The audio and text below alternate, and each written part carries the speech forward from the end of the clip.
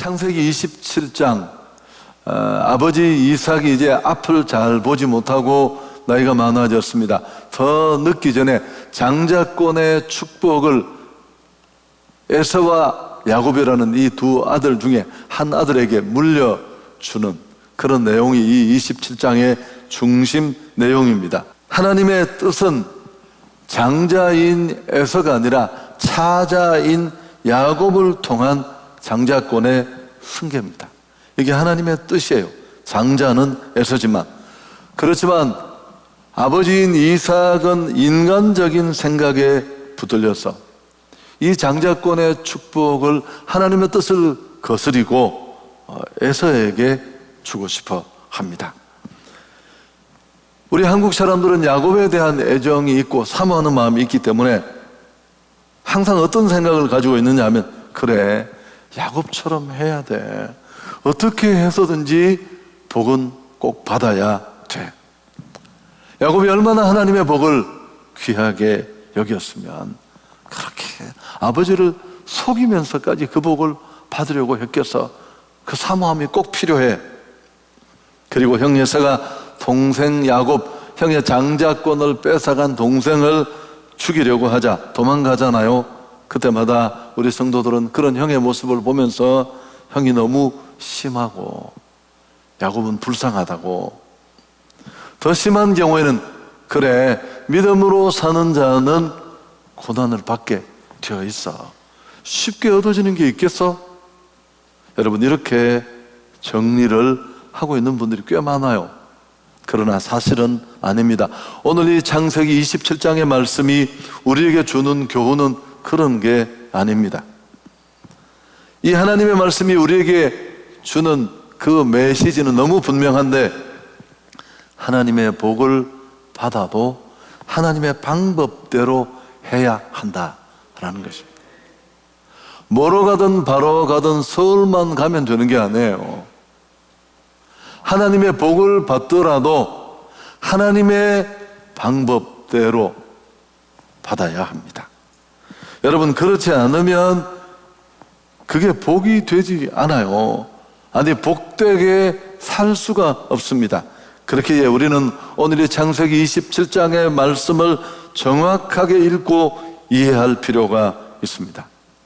가만히 보면 이 27장에 등장하는 사람들은 하나같이 하나님을 잘 알고 열심히 있는 그런 사람들입니다. 그렇지만 더 놀라운 사실이 한 가지 있는데요, 하나같이 자기 마음대로 행동합니다. 하나님의 말씀은 아랑곳하지 않습니다. 몰라서가 아니라 알고 있어요. 그 뜻도. 그렇지만 내 생각대로, 내 하고 싶은 대로 그 견해를 펼쳐갑니다. 성경은 이 문제를 우리에게 지적하려는 것입니다.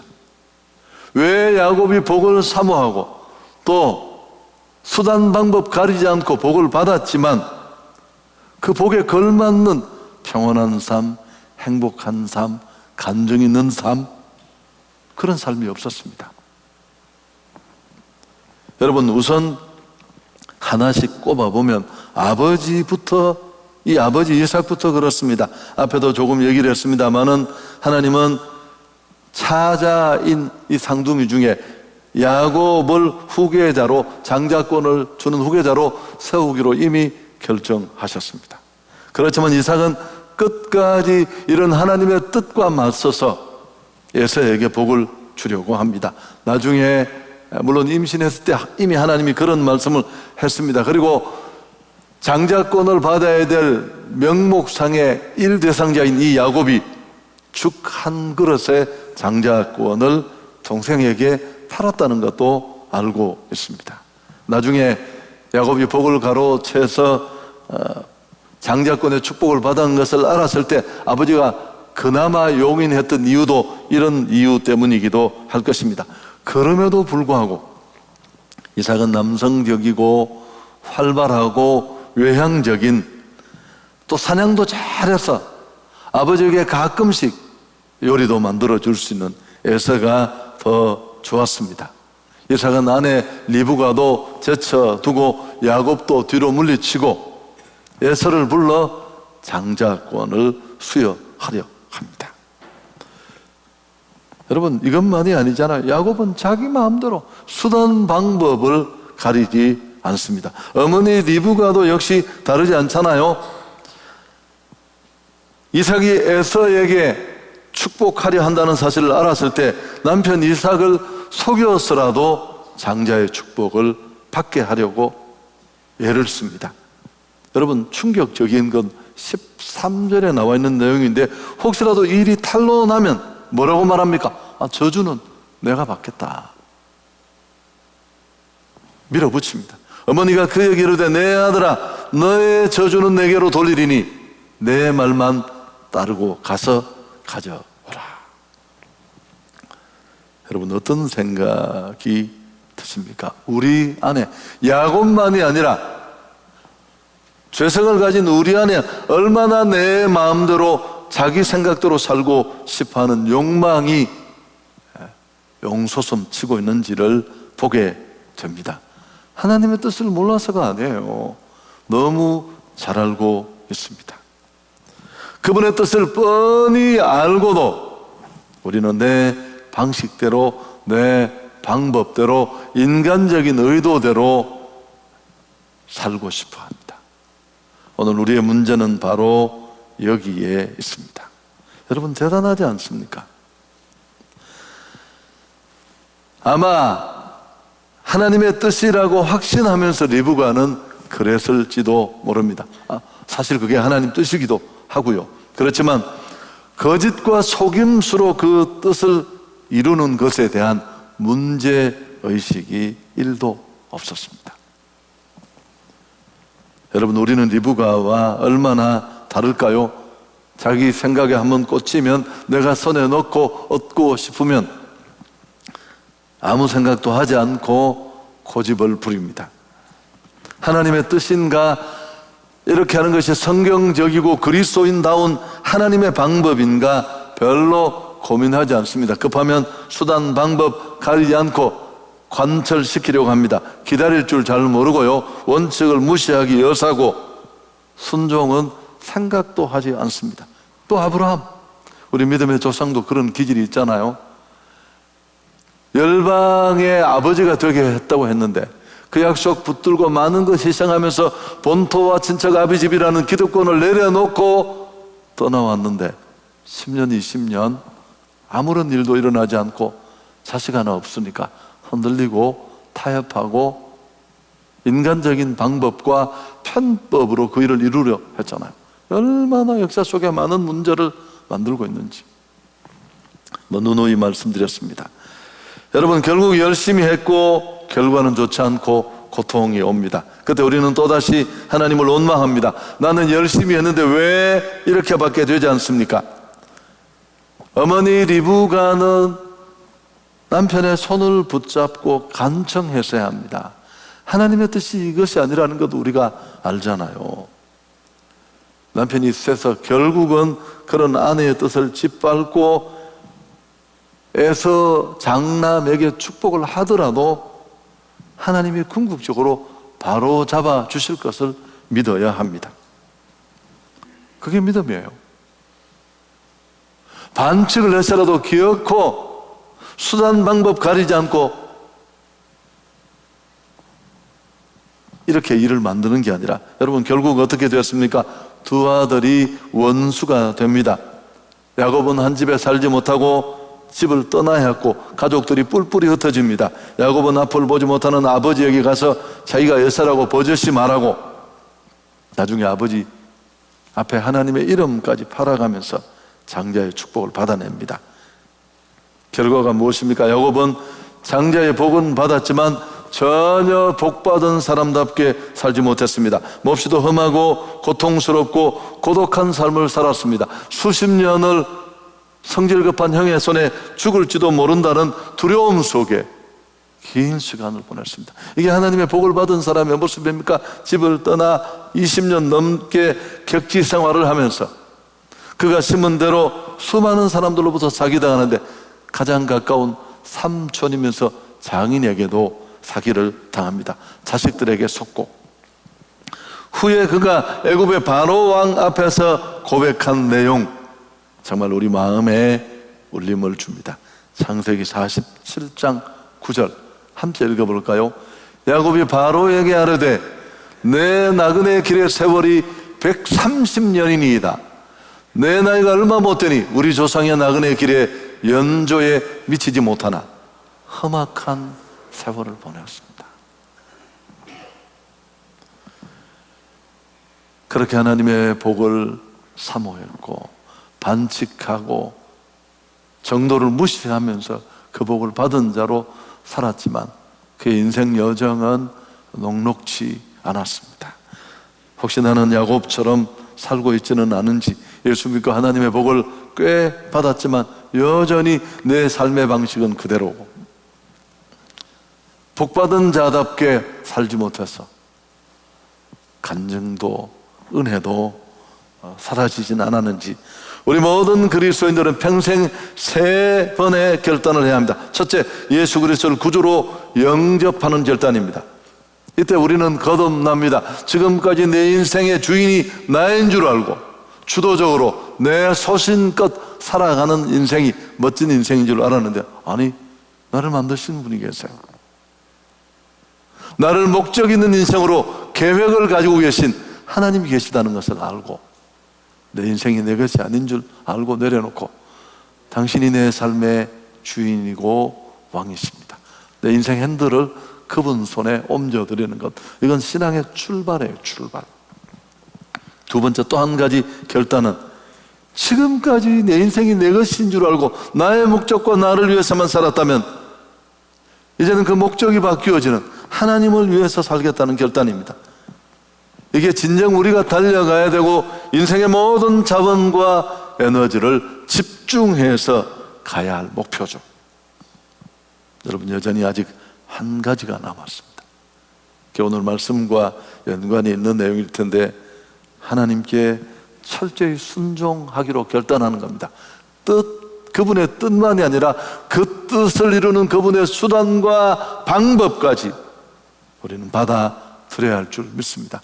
꾀, 꼼수, 임기응변 다 내려놓아야 합니다. 주님께 묻고 그 뜻대로 행해야 합니다. 좀 늦어질 수 있습니다. 우리 생각과 많이 다른 쪽으로 갈 수 있습니다. 주변의 편법이 성행하고 곧게 한 길로 가고 싶은 나를 요동하게 만드는 일들이 있을 수 있습니다. 그때도 묵묵히 하나님의 일하심과 신실하심을 믿고 기다릴 줄 알아야 할 줄 믿습니다. 그래 하나님 영광이 드러나고 복받은 자답게 하나님을 아버지로 모신 자다운 삶의 모습으로 살 수 있습니다. 하나님의 임재와 그분의 일하심을 주변 사람들이 보게 될 거예요. 그렇지만 우리 많은 기독인들이 구원은 받았는지 모르지만 하나님의 방법대로 사는 것을 두려워합니다.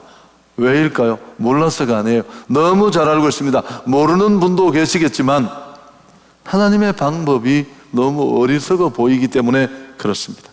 정직하라, 사랑하라, 용서하라, 나누어라, 드리라, 11조를 바치라, 예배 빼먹지 마라, 항상 감사하라. 어느 것 하나 기댈 것 없어 보여. 아니, 과연 이런 방법이 이 어려운 시대, 자기가 분명한 자기를 위해서만 살아도 힘든 이 시기에 가능이나 할까? 여러분, 통할 것 같지 않은데요, 이게 바로 교만이고 불신입니다. 우리가 하나님보다 더 똑똑한가요? 하나님이 알지 못하는 것을 내가 알 수 있습니까? 생사화복이 그분 손에 있는데, 그래서 우리는 사실은 하나님을 잘 안 믿습니다. 더 쉽게 말하면 믿음이 없어서 그렇습니다. 교만한 사람이 자기가 교만한 줄 아는 거 봤습니까? 절대 모릅니다. 그래서 교만한 거예요. 여러분, 겸손한 사람은 언제나 내가 혹시 교만하지 않을까 싶어 거울도 보고 아내에게 물어도 보고 주변 사람들에게 혹시 제가 지나치지 않나요?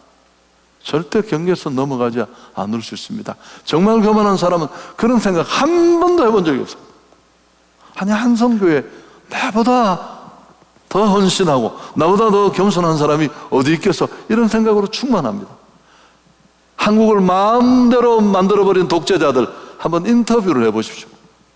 역사 속의 대한민국 제가 제일 사랑했고 나만큼 이 대한민국의 변화를 위해서 고민한 사람이 누가 있느냐고 다 그렇게 생각합니다. 믿음이 없어서 내가 어렵다는 걸 모를 수 있습니다. 오늘 이 설교가 저나 우리 모두에게 내 모습을 아주 냉철하게 직시할 수 있는 그런 조명의 은혜가 있기를 축복합니다. 여러분, 사람들은 이 세상에 좋은 사람, 나쁜 사람이 있다고 생각하는데 그래서 좋은 사람을 만나 결혼하고 가정도 꾸려야 행복하다고 생각합니다. 행복의 조건으로 좋은 배우자를 찾는 것 뭐 나쁘지 않을 수 있습니다만은 관건은 거기 있지 않습니다. 성경은 뭐라고 말할까요? 하나님의 말씀은 전적으로 다른 견해입니다. 행복한 결혼의 조건이 그렇지 않습니다. 아무리 좋은 사람을 만나도 그는 죄인입니다. 조금만 살아보면 이해가 걸리고 삶이 실리면 금세 허물이 드러나요. 그런 사람은 없습니다. 성경은 행복한 결혼의 조건으로 순종을 말합니다. 누구나 깊이 알고 함께하면 실망스러운 부분이 많습니다. 내가 실망하지 않으면 그분이 내게 실망해요. 야, 저런 인간 만나서 내가 참 인생 종쳤네. 그럴 줄 누가 알아요? 행복한 사람은, 행복한 결혼은 좋은 사람을 찾아서 이루어지는 것이 아닙니다. 사랑하고 함께할 결심을 했다면 그 안에서 발견되는 허물조차 받아들이고 그걸 도우라고 하나님이 나를 붙여주셨다고 믿고 사랑하고 순종하고 참고 인내하면서 행복한 가정에 하나님이 그린 청사진을 벽에 걸어두고 5년, 10년, 15년, 20년, 30년 그렇게 조금씩 노력해 가면서 가정천국은 이루어질 줄 믿습니다. 제가 이 얘기를 한 이유가 뭘까요? 여러분, 모든 삶의 행복은 하나님의 방법대로 살려고 하는 사람, 애쓰고 인생을 던진 사람들이 누리는 축복이라는 겁니다. 우리는 체질적으로 야곱을 닮았습니다. 그래서 오늘 말씀에 나오는 그의 모습이 굉장히 공감되고 두둔하고 싶고, 여러분, 신앙인과 종교인의 차이도 바로 이겁니다. 하나님의 방법대로 살지 않고 내 마음대로 살면서 내 꼬리표만 보고 내가 문제가 없다고 생각합니까? 오늘 이 설교를 듣는 중에 딱 간단한 얘기예요. 이건 내 안에 그런 모습이 있다면 오늘 회개합시다. 더 늦기 전에. 종교인이 누리는 건 아무것도 없습니다. 직분과 연조밖에 없어요. 집에 가면 다 낡아 떨어진 과거에 보던 참 쓰레기통에 버리기도 그런 성경책 몇 권이 있을 뿐이지. 간증, 축복, 은혜, 어둠 속에 있던 나를 빛나게 하신 그분을 보여줄 수 있는 기회는 없을 테고, 나를 통해 누군가가 하나님을 만나는 그런 선조적 삶은 꿈도 못 꿔요.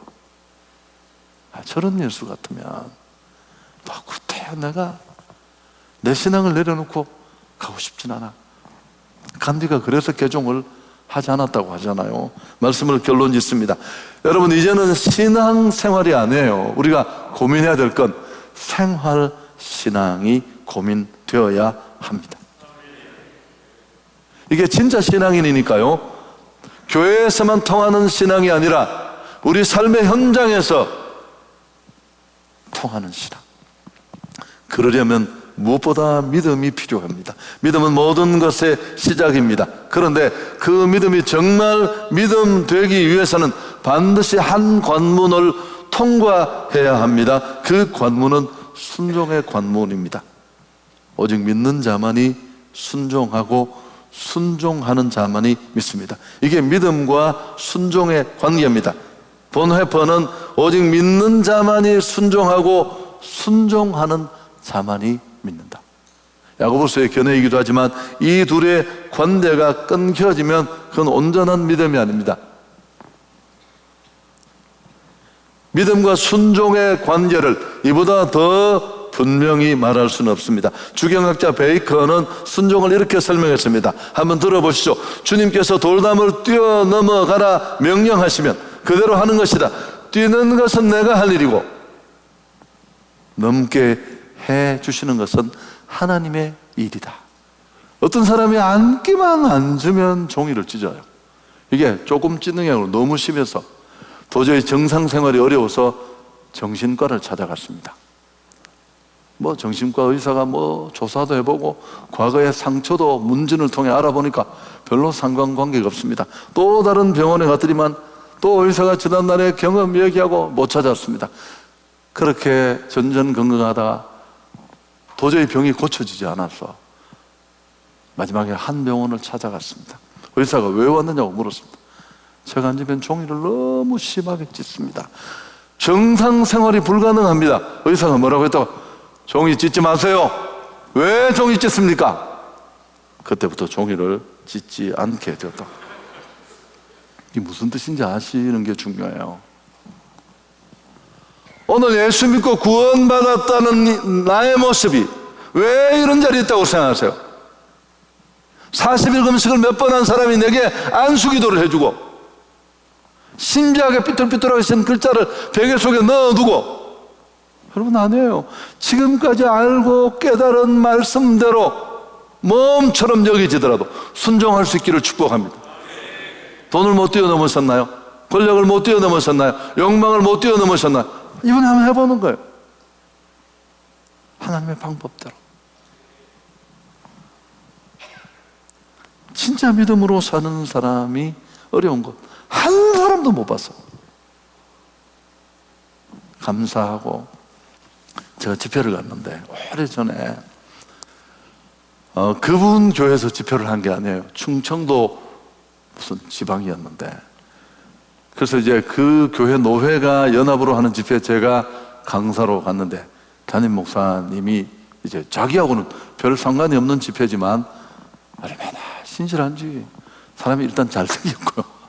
그 다음에 저를 대하는 태도가 그런 집회가 어정쩡하거든요. 교회는 우리 집회가 아니라고 생각하고, 좀 아는 사람은 안 가요. 그런 집회가 대접도 힘들고 어려우니까. 근데 이분이 너무너무 정중하고 순수하고, 제가 이렇게 방에 들어가니까 탁자가 이렇게 긴 게 있더라고요. 너무 멋있어서 제가 칭찬한다. 목사님 어떻게 이렇게 탁자가 멋있다고 했습니다. 하여튼 내가 예쁘다고 몇 가지 했던 걸 3일 집회가 끝나고 나니까 차에 다 실려 있었어요. 이 원목 탁자 이만한 건 그 교회 그 원목으로 뭘 만드시는 장로님이 만들어 주신 건데 차에 거기 안 실렸어요. 요만한 거. 지금 제가 어제 저녁도 그 테이블에 앉아서 지금 몇십 년이요 쓰고, 우리가 인색하고 나밖에 모르고 직분은 맨날 떠들지만 아무것도 없고, 우리에게 헌신이 있나요? 얼마나 헌신이 있습니까? 고비가 생기고 문제가 생기면 다 피해가고, 그래서 아무런 변화도 일어나지 않습니다.